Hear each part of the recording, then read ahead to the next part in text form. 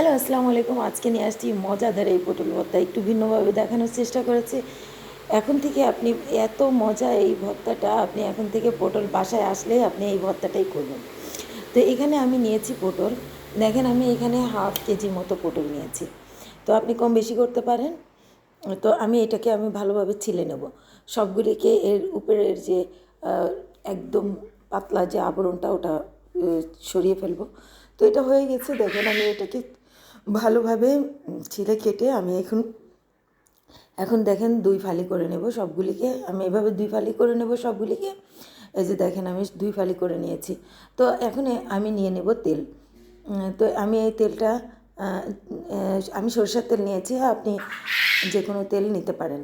তারপরে এখানে আমি সবগুলিকে দেখেন এক এক করে দিয়ে দিচ্ছি পটলগুলিকে। প্রথমে আপনি যে কাটা অংশটা ওটা নিচে রাখবেন, এবং যেটা যেটা কাটা নেই সেটা উপরে রাখবেন এভাবে। তো তারপরে দিয়েছি একটা ছোট্ট একটা আলু, তারপরে দিয়েছি পেঁয়াজ, তারপরে দিয়েছি 1 মুঠো রসুন, তারপরে এখানে দিয়ে লবণ, তারপরে দিয়ে দিলাম হলুদ। তারপরে এগুলো সবগুলিকে আমি এটা ঢেকে দিলাম। ঢেকে 5-7 মিনিটের ভিতরে এটা হয়ে যাবে, বেশিক্ষণ লাগবে না। তো দেখেন, দেখেন এটা হয়ে গিয়েছে একদম। রসুন আলু সব কিছু আপনি চাইলে আলাদা করে এটা রসুন আলু করতে পারেন। আমার ফ্রাই প্যানটা অনেক বড় ছিল, তো এই জন্য সবই এক এক ই প্যানে দিয়ে দিয়েছি। তারপরে এখানে দেখেন, আমি সবগুলো উল্টে দিয়েছি। দেখেন, সবগুলি হয়ে গিয়েছে। আর এটা এত সুন্দর একটা স্মোকি ফ্লেভার আসে। তারপরে আমি আবারও ঢেকে দিয়েছি কিছুক্ষণ। তারপরে এখানে আমি নিয়েছি লাল মরিচটা ভেজে নেব।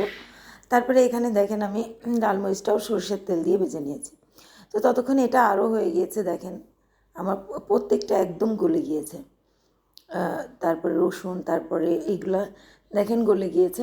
তো আমার এখন দিয়ে দিব একটা কাঁচামরিচ, তারপরে দিয়ে দিব একটু ধনেপাতা। তো এটা খেতে অনেক স্বাদ, আপনি একবার ট্রাই করে দেখতে পারেন। তো এখানে আমি ব্লেন্ডারে দিয়ে দিব। ব্লেন্ডারে দিয়ে তারপরে এটাকে হালকা, এক বেশি না, 1-2 ঘুরান দিলেই হবে, পেস্ট করতে হবে না। তো এখানে আমি দেখেন এইভাবে পেস্ট করে নিয়ে এসেছি সবগুলি। তারপরে এখানে নিয়ে নিলাম ওই ভাজা লাল মরিচ। তারপরে এখানে ভাজা লাল মরিচ দিয়ে দিলাম।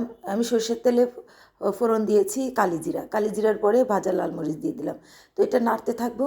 দেখেন, এই যে দেখেন, আমি ভালোভাবে নাড়তে থাকবো যতক্ষণ না এই পটলের পানি পানি ভাবটা চলে যায়, একদম আঠালো ভাবটা চলে আসে, ততক্ষণ পর্যন্ত আপনি নেড়ে নেবেন। তো কেমন লাগলো আমার এই পটল ভর্তা? খুবই টেস্টি, এবং ট্রাই করে দেখবেন। আল্লাহ হাফিজ।